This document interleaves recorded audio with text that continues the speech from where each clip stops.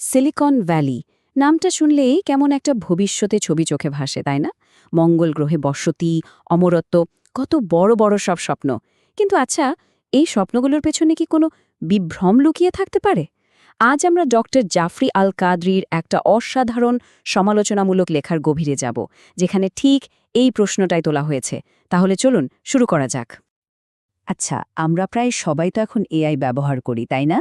মানে খেয়াল করে দেখলে বোঝা যায় সকালের গুগল সার্চ থেকে শুরু করে কোনো কিছু নিয়ে রিসার্চ করা পর্যন্ত সবেতে এআই আমাদের জীবনটা অনেক সহজ করে দিচ্ছে।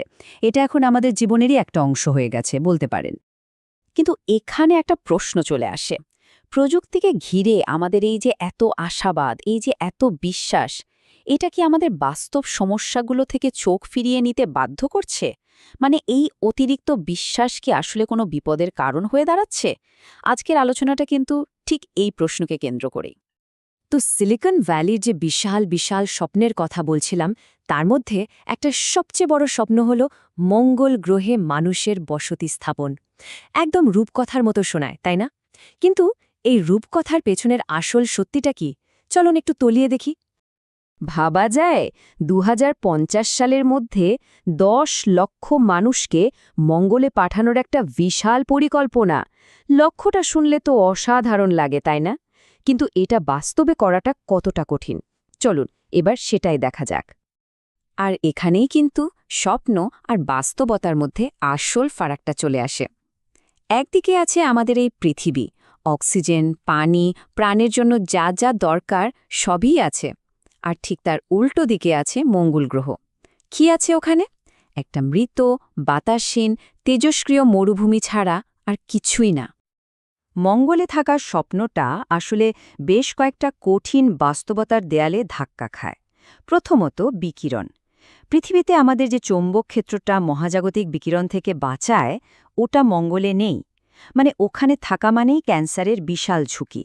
তারপর ধরুন বায়ুমণ্ডল, এত পাতলা যে স্পেসস্যুট ছাড়া বের হলে রক্ত ফুটতে শুরু করবে। আর মাটি, সেটাও বিষাক্ত পারক্লোরেটে ভরা। কিন্তু সবচেয়ে মজার অদ্ভুত দ্বিচারিতার বিষয়টা কি জানেন? যে প্রযুক্তিবিদরা বলছেন এই অসম্ভব প্রতিকূল একটা গ্রহের সভ্যতা গড়া সম্ভব, তারাই আবার বলছেন যে আমাদের নিজেদের পৃথিবীর জলবায়ু সংকট সমাধান করাটা নাকি খুব বেশি জটিল। ব্যাপারটা বেশ অদ্ভুত, তাই না? আচ্ছা, মঙ্গল গ্রহের রূপকথা তো গেল, চলুন এবার সিলিকন ভ্যালির আরেকটা বিশাল স্বপ্নের দিকে তাকাই। আর সেটা হলো মানুষের চেতনাকে কম্পিউটারে আপলোড করে অমরত্ব লাভ করা। হ্যাঁ, ঠিকই শুনছেন। রে কার্জওয়েলের মতো বড় বড় তাত্ত্বিকরা দাবি করছেন যে ২০৪৫ সাল নাগাদ আমরা নাকি অমর হয়ে যাব। তাদের ধারণা কম্পিউটারের ক্ষমতা তখন এতই বেড়ে যাবে যে মানুষের চেতনাকে ডিজিটালি সেভ করে রাখা যাবে। কিন্তু এখানেই একটা মস্ত বড় ভুল বোঝাবুঝি আছে। দেখুন, কম্পিউটারের প্রসেসিং পাওয়ার আর মানুষের চেতনা, এ দুটো কিন্তু একদমই এক জিনিস না। একটা সুপার কম্পিউটার হয়তো সেকেন্ডে কোটি কোটি হিসাব করতে পারে, কিন্তু সে কি কিছু বোঝে? একদমই না। চেতনা তো কোনো অঙ্ক বা হিসাব নিকাশ নয়। আসলে মূল কথাটা হলো, আমাদের চেতনা কোনো সফটওয়্যারের মতো না যে চাইলেই কপি পেস্ট করে দিলাম।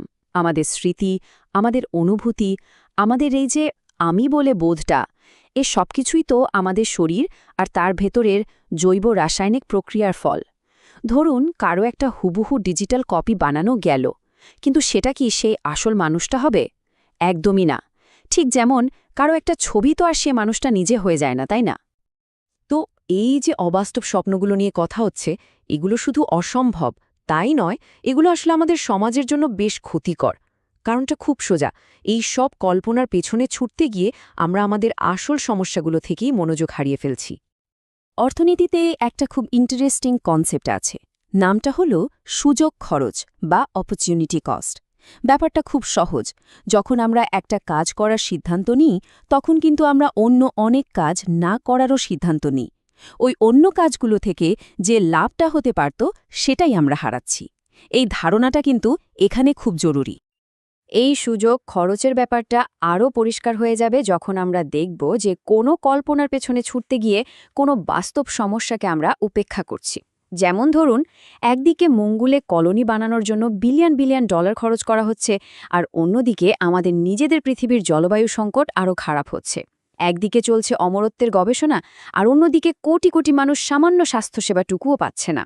আবার ভবিষ্যতে সুপার ইন্টেলিজেন্স নিয়ে এত মাতামাতি হচ্ছে, অথচ বর্তমানের এআই ব্যবহার করে যে ভুল তথ্য ছড়ানো হচ্ছে, সেই অপব্যবহারটা বেড়েই চলেছে।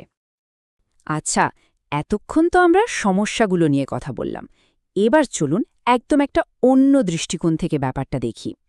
প্রযুক্তিবিদরা আমাদের মানব সীমাবদ্ধতাকে একটা সমস্যা হিসেবে দেখেন, তাই না?